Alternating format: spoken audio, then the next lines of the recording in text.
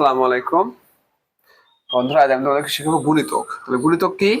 কোনো সংখ্যাকে যে কোনো পূর্ণ সংখ্যা দ্বারা গুণ করে যে মান পাওয়া যায় তাকে গুণিতক বলে। অর্থাৎ যেমন দেখো, পাঁচের গুণিতক, পাঁচের গুণিতক গুণিতক কত? মানে যে কোনো পূর্ণ সংখ্যা দ্বারা গুণ করবো, তাই না? ধরো পাঁচকে এক দিয়ে গুণ করলে কত হয়? এই দেখো, 5 × 1 সমান কত? 5। তাহলে পাঁচের গুণিতক হচ্ছে 5। আবার দেখো, 5 × 2 সমান কত হয়? 10। 5 × 3 সমান কত হয়? 15। 5 × 4 সমান কত হয়? 20। 5 × 5 সমান 25। 5 × 6 30। 5 × 7 কত হবে? 35। 5 × 8 40। 5 × 9 কত? 45। আবার দেখো, 5 × 10 কত হয়? 50। এভাবে অসংখ্য অগণিত, মানে যে কোনো সংখ্যাতে গুণ করে যে মান পাওয়া যায় সেই হচ্ছে ওই সংখ্যার গুণিতক। তো ফ্রেন্ডস, এখন দেখো সাতের গুণিতক। তাহলে সাতের গুণিতক কত? দেখো, 7 × 1 সমান কত হবে? 7। 7 × 5 সমান 35। 7 × 9 সমান 63। 7 × 11 সমান 70। আবার 7 × 15 সমান 105। এরা সবাই কিন্তু সাতের গুণিতক।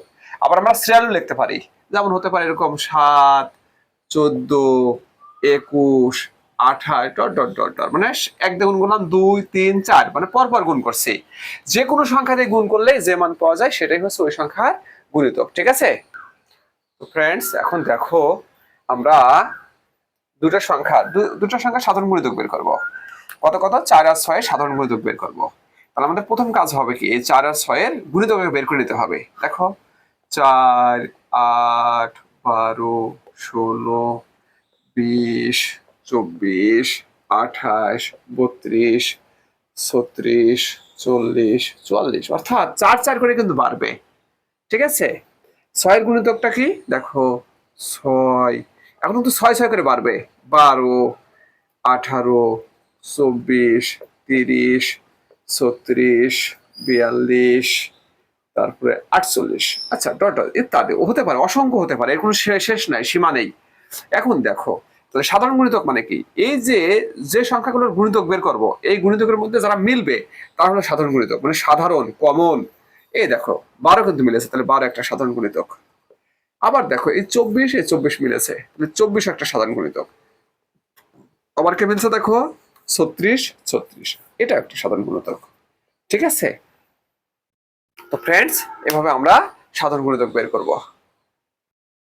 তো ফ্রেন্ডস, এখন দেখো তোমাদেরকে আমি 2 আর 5 এর সাধারণ গুণিতক বের করে দেখাবো। তাহলে 2 এর গুণিতক বের করি।